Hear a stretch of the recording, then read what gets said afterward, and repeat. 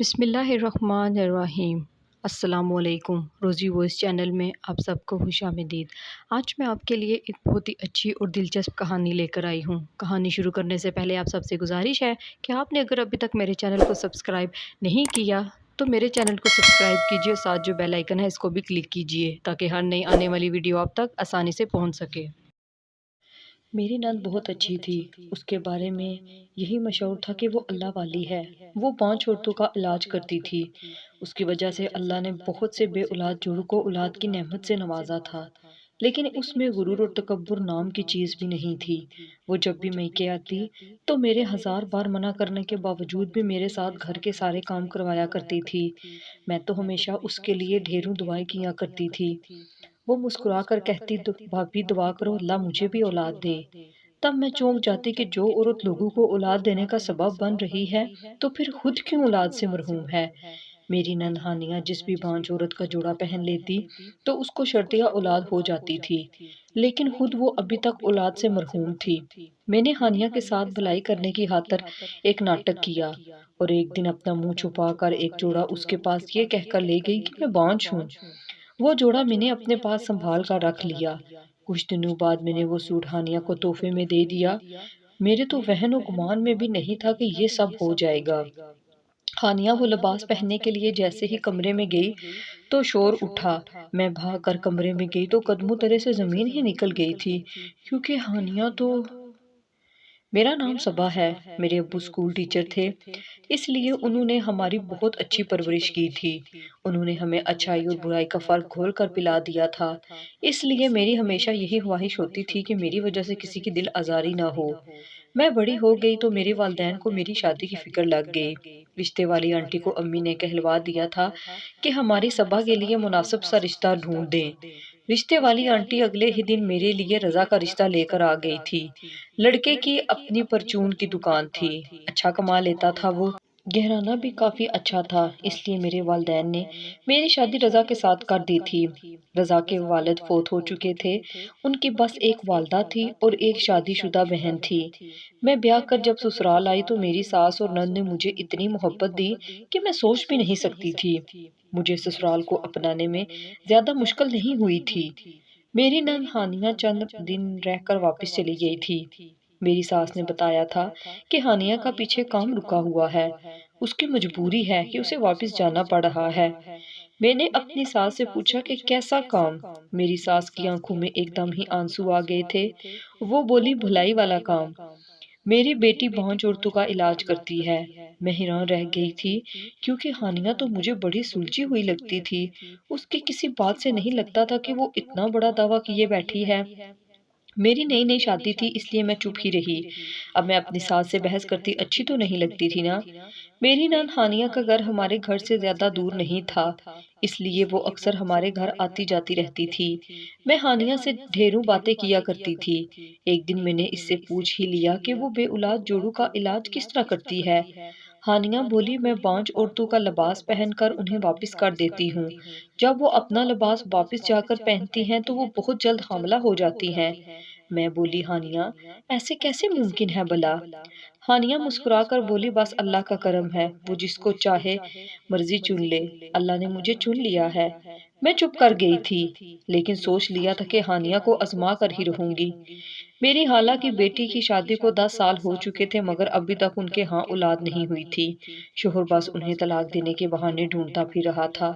میں نے امی سے فون پر کہا کہ عظمیٰ باجی سے کہیں کہ وہ اپنا ایک سوٹ لے کر ہمارے گھر آ جائیں، شرطیہ اولاد ہو جائے گی۔ عظمیٰ باجی اگلے ہی دن ہمارے گھر آ گئی تھی تو میں ان کو اپنے ساتھ لے گئی اور ہانیہ سے کہا کہ ان کو بھی اولاد کی خواہش ہے۔ ہانیہ نے ہمارے لیے چائے کا انتظام کیا اور ہماری خوب خاطر مدارت کی تھی۔ عظمیٰ باجی اور ہم گھر واپس جانے لگے تو ہانیہ بولی باجی آپ اپنا سوٹ بھی لے جائیں، میں آپ کا علاج نہیں کر سکتی۔ میں تو ہانیہ کی بات سن کر دنگ رہ چکی تھی۔ میں بولی ہانیہ یہ تم کیا کہہ رہی ہو؟ عظمیٰ باجی کو اولاد کی بہت چاہ ہے، پھر ان کا گھر اجڑنے کا بھی تو خطرہ ہے۔ ہانیہ بولی صبا تم ناراض مت ہونا، بس میری مجبوری ہے کہ میں ان کا علاج نہیں کر سکتی۔ آپ کو بہت پہلے ہی میرے پاس آ جانا چاہیے تھا، لیکن آپ ڈاکٹری علاج کرواتی رہیں۔ ابھی بھی آپ کو چاہیے کہ ڈاکٹری علاج ہی کروائیں۔ عظمیٰ باجی پھوٹ پھوٹ کر رونے لگی تھی۔ وہ بولی ہانیہ اگر مجھے پہلے تمہارا علم ہوتا تو میں تمہارے پاس آ جاتی، لیکن ہانیہ تو فرعون بن بیٹھی تھی۔ اس نے باجی عظمیٰ کی ایک بات نہ سنی، ہم واپس گھر چلی گئی۔ باجی عظمیٰ روتے ہوئے بولی صبا میں نے تمہارا کیا بگاڑا جو تم نے مجھے امید دلا کر چھین لی؟ میں اپنے شوہر سے کہہ کر آئی تھی کہ اگر اس علاج سے مجھے اولاد نہ ہوئی تو وہ بے شک مجھے طلاق دے دے۔ اب میرے ساتھ نہ جانے کیا ہو جائے گا۔ میں بہت زیادہ شرمندہ تھی۔ میں نے باجی کے سامنے ہاتھ جوڑ دیے۔ کچھ دن بعد امی نے فون پر مجھے اطلاع دی کہ عظمیٰ کو طلاق ہو گئی ہے۔ مجھے بہت زیادہ دکھ ہوا تھا عظمیٰ باجی کی طلاق کا۔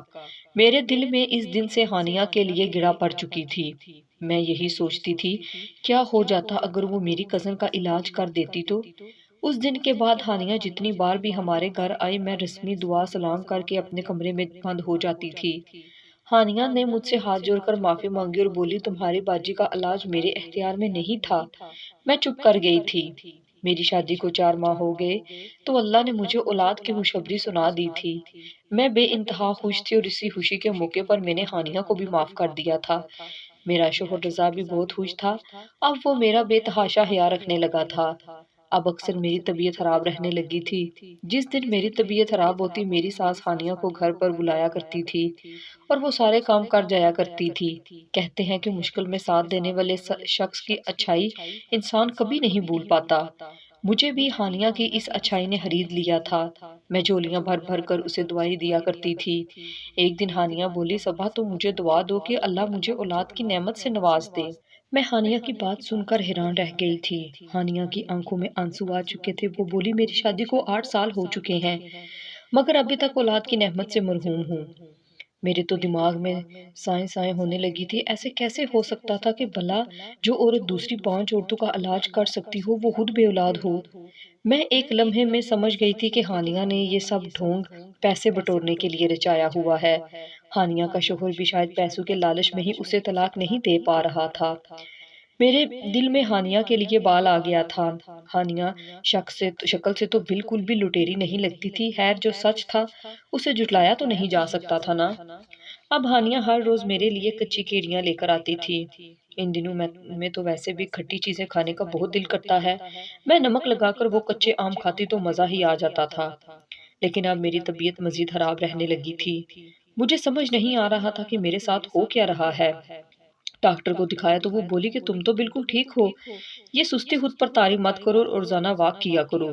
لیکن یہ نیند میرا پیچھا ہی نہیں چھوڑتی تھی کہ ایک دن سو کر اٹھی تو مجھے صحن میں میری ساس اور ہانیہ کی گفتگو کی آوازیں آ رہی تھی۔ میں خوش ہو گئی کہ چلو ہانیہ کے ساتھ باتیں ہی کر لیتی ہوں۔ میں دروازہ کھولنے ہی لگی تھی کہ ہانیہ کی آواز آئی، میں اس اصلاحات کو حاصل کرنے کے لیے کسی بھی حد تک جانے کے لیے تیار ہوں۔ آپ ہر روز اپنی نگرانی میں صبا کو یہ کیڑیاں کھلایا کریں۔ عمل خراب ہو گیا تو بہت نقصان اٹھانا پڑے گا۔ میں یہ بچہ کسی صورت نہیں کھونا چاہتی۔ میری ساس مسکرا کر بولی تم فکر مت کرو میری بیٹی، تم جیسا کہو گی ویسا ہی ہوگا۔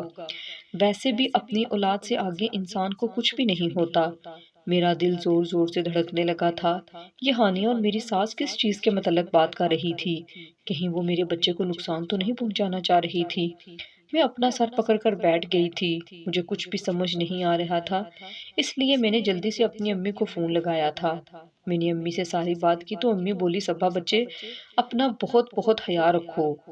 تم نہیں جانتی ایسی عورتیں جو جادو وغیرہ سے واقف ہوں یہ دوسری عورتوں کو کوکھ سے حمل چرا لیتی ہیں۔ میں امی کی بات سن کر کانپ گئی۔ میں بولی امی آپ کیا بات کر رہی ہیں؟ اس بات کا کیا مطلب ہے؟ کوئی کسی کا حمل کیسے چرا سکتا ہے؟ امی بولی صبا کالے جادو سے سب کچھ ممکن ہے۔ میری نانی اماں کی سوتن بانجھ تھی، جبکہ میری نانی اماں دوسری بار امید سے تھی، تو ان کی سوتن نے چلا کاٹ کر ان کے پیٹ سے حمل چرا لیا تھا۔ اس کے بعد میری نانی اماں کبھی بھی اولاد نہ پیدا کر سکی، جبکہ ان کی سوتن نے 5 بیٹوں کو جنم دیا تھا۔ میرے تو رونگٹے کھڑے ہو گئے تھے۔ امی نے مجھے سختی سے منع کر دیا تھا کہ میں ہانیہ کے ہاتھ سے کوئی بھی چیز نہ کھاؤں۔ میں نے امی کی بات پر عمل کرنا شروع کر دیا تھا۔ اب ہانیہ جب بھی میرے لیے کیڑی لاتی تو وہ میں چھت پر پھینک دیا کرتی تھی۔ ایک دن میں سو کر اٹھی تو میرے پیٹ میں شدید درد ہو رہا تھا۔ میں نے اپنی ساس کو بتایا تو وہ بولی کچھ نہیں ہوگا، آرام آ جائے گا، تم تھوڑی دیر آرام کر لو۔ لیکن رات تک یہ درد بڑھتا ہی جا رہا تھا۔ درد سے میں زور زور سے چلانے لگی۔ رضا بھی پریشان ہو گئے۔ وہ مجھے ہسپتال لے گئے۔ ہسپتال جاتے ہوئے میں بے ہوش ہو گئی تھی۔ جب ہوش آیا تو مجھے حالی پن کا احساس ہوا۔ میں نے اپنے پیٹ کو چھوا تو لگا جیسے کسی نے میرا دل نکال لیا ہو۔ میں رونے لگی اور کہنے لگی میرا بچہ کیسا ہے؟ ایک نرس نے مجھے بتایا کہ ہم آپ کے بچے کو نہیں بچا پائے۔ یہ الفاظ مجھ پر قیامت بن کر برسے تھے۔ میں نے چیخ چیخ کر پورا اسپتال سر پر اٹھا لیا تھا۔ یہاں تک کہ نرس نے مجھے سکون کا انجیکشن لگایا تو میں سو گئی۔ 3 دن بعد مجھے ہسپتال سے ڈسچارج کر دیا گیا تھا۔ میں نے اپنی ساس سے کلام تک نہیں کیا تھا۔ اس عورت کو میں نے اپنی ماں سمجھا تھا، مگر یہ بھی اپنی بیٹی کے ساتھ مل گئی اور میرا حمل ضائع کروا دیا۔ شام میں ہانیہ مجھ سے ملنے آئی تھی۔ وہ آ کر میرے پاس بیٹھ گئی، جبکہ میں اپنے غصے پر ضبط کرنے کی کوشش کرتی رہی۔ ہانیہ بولی صبا مجھے تمہاری اولاد کا بہت دکھ ہے۔ ہانیہ کی اس بات نے مجھے تپا دیا تھا۔ میں غصے سے بولی اچھی اداکاری کر لیتی ہو تم ہانیہ، تم نے ہی میری اولاد کو ختم کرنے کی کوشش کی تھی، تم ہی مجھے جادو کی ہوئی کیڑیاں کھلایا کرتی تھی، یہاں تک کہ میری طبیعت خراب رہنے لگی اور میرا بچہ اس دنیا میں آنے سے پہلے ہی واپس چلا گیا۔ رضا بولے چپ کر جاؤ صبا، لگتا ہے تم اپنے حواس میں نہیں ہو، تمہاری ہمت کیسے ہوئی میری بہن پر اتنا برا الزام لگانے کی؟ رضا کی بات سن کر میں رونے لگی اور بولی میرا یقین کریں آپ، میرے بچے کی جان آپ کی والدہ اور آپ کی بہن نے لی ہے۔ میں نے ان دونوں کی باتیں سن لی تھی۔ اس دن سے میں نے ایک بھی کیڑی نہیں کھائی، لیکن جتنی میں بھول پن میں کھا چکی تھی وہی مجھ سے میرا بچہ چھیننے کے لیے کافی ہو چکی تھی۔ میں پھوٹ پھوٹ کر رونے لگی تھی۔ رضا بولے بچے کے غم نے تمہارا دماغ خراب کر دیا ہے، چلو میں تمہیں تمہاری والدہ کے گھر چھوڑ آؤں، وہاں کچھ دن آرام کرو گی تو شاید تمہیں سکون مل جائے۔ میں نے رضا کی بات مان لی تھی اور اپنے گھر چلی گئی تھی۔ گھر جا کر بھی میں نے خوب وویلا مچایا تھا۔ میری والدہ نے بھی رضا کو خوب کھری کھری سنا دی تھی۔ امی بولی رضا تم کیسے مرد ہو جو اپنے بچے کی حفاظت ہی نہیں کر سکے؟ رضا بولا آنٹی میں صبا کو آپ کے گھر اس لیے لے کر آیا تھا کہ آپ اسے سمجھا بجھا کر اس کے ذہن میں جو بھڑاس ہے اس کو نکال دیں، مگر آپ تو خود بچوں جیسی باتیں کر رہی ہیں۔ اتنا کہہ کر رضا واپس چلے گئے تھے۔ ابو نے امی پر بے تحاشا غصہ کیا کہ گھر آئے داماد کے ساتھ کون اس لہجے میں بات کرتا ہے۔ رضا گھر سے ناراض ہو کر گئے تھے۔ انہوں نے میرے ساتھ ہر قسم کا رابطہ ختم کر دیا تھا۔ میں فون کرتی تو وہ فون بھی نہیں اٹھاتے تھے۔ مجبوراً مجھے ہی اپنا گھر بسانے کے لیے قدم اٹھانا پڑا تھا۔ میں نے ابو سے اجازت لی تاکہ میں اپنے گھر واپس جا سکوں۔ امی نے خوب واویلا کیا تھا۔ وہ بولی تم خود سے اپنے گھر میں نہیں جاؤ گی، تمہارا شوہر ہی تمہیں لینے آئے گا۔ مگر ابو بولے صبا اپنی ماں کی باتوں میں آ کر اپنا گھر خراب مت کر لینا۔ اس لیے میں نے اپنا سامان اٹھایا اور اپنے گھر واپس لوٹ آئی تھی۔ میری ساس میرے وارث صدقے جا رہی تھی۔ مجھے لگا تھا کہ رضا مجھے گھر میں دیکھ کر خوش نہیں ہوں گے، مگر وہ تو بہت خوش ہوئے تھے۔ وہ بولے صبا تم نے گھر آ کر بہت اچھا کیا ہے، میں تمہیں بتا نہیں سکتا کہ میں کتنا خوش ہوں۔ اب تم سے فقط ایک گزارش ہے کہ میری والدہ اور بہن کے ساتھ بالکل پہلے جیسی بن کر رہنا۔ میں نے رضا کے ساتھ وعدہ کر لیا تھا کہ میں ایسا کرنے کی پوری کوشش کروں گی۔ میں نے سوچ لیا تھا کہ شوہر کی خاطر مسکرا کر انہیں بلا لیا کروں گی۔ رضا بھی اب میرا بہت زیادہ خیال رکھنے لگے تھے۔ کچھ ہی ہفتوں بعد اللہ پاک نے مجھے پھر سے اولاد کی خوشخبری سنا دی۔ اس بار تو رضا نے کام والی لڑکی کا بھی انتظام کر لیا تھا۔ مجھے مکمل بیڈ ریسٹ کی سہولت انہوں نے دی تھی۔ میں نے کام والی لڑکی صفیہ سے کہہ دیا تھا کہ وہ میری ساس اور نند کی ایک ایک حرکت پر نظر رکھے اور مجھے ان سے آگاہ کرے۔ ایک دن صفیہ میرے پاس آ کر بولی باجی آپ کی نند ایک شاپر میں چینی دم کر کے لائی ہیں۔ یہ بات سن کر میں اپنے آپے سے باہر ہو گئی تھی۔ میری پہلی اولاد تو ان کی خود غرضی کی بھینٹ چڑھ گئی تھی، اب کیا یہ میرے دوسرے بچے کو بھی قتل کرنا چاہتی تھی؟ میں نے جلدی سے رضا کو فون کیا اور کہا کہ دکان بند کر کے جلدی سے گھر آئے، میری طبیعت خراب ہے۔ 10 منٹ بعد ہی رضا گھر واپس آ گئے تھے۔ وہ بڑے ڈرے ہوئے تھے اور بولے صبا کیا ہوا ہے تمہاری طبیعت کو؟ میں رونے لگی اور بولی رضا ہماری اولاد کو خطرہ ہے۔ وہ کہنے لگے پہیلیاں مت بجھواؤ، ساری بات کھل کر بتاؤ۔